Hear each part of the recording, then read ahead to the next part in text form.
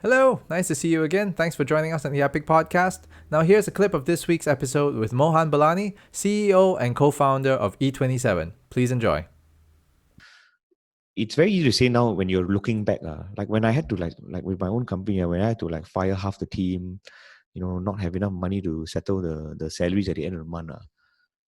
You just very little that can do, right, to help you move forward. When was And this? this was like way back in, let me see, 2016. Yeah, early 2016. What led to the whole, firing half the team? What was that part?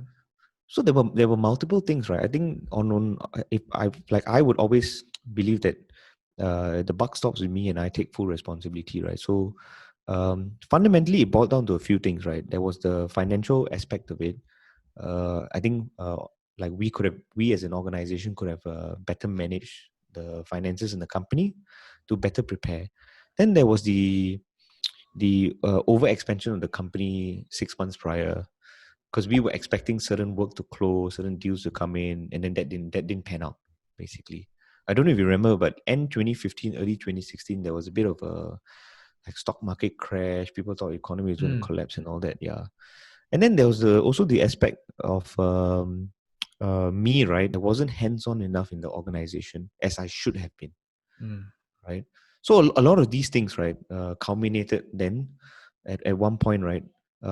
In I remember in early Jan where my co-founder told me, "Hey, we can't make salary this month," and I'm like, "What are you talking about, right?" Like again, my this is where I said I should have been a lot more involved in the organization, especially in areas where like finance, where it's super boring but super important.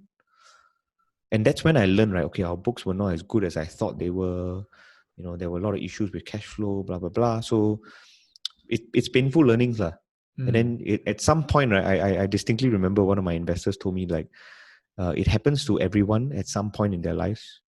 That the key is not to dwell on it, but just figure out like step by step what the plan is and how to get out of this mess. And to just make sure you try your best to look forward.